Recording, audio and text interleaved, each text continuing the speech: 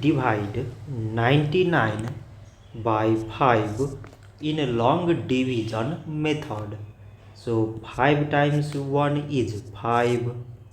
On subtracting we get 4. So now we put down this 9 and it is 49. So 5 times 9 is 45. On subtracting we get 4. So now there is no other number to put it down. So we take here decimal so that we put 0. So it is 40 and 5 times 8 is 40. On subtracting we get 0. So 99 divided by 5 is 19.8.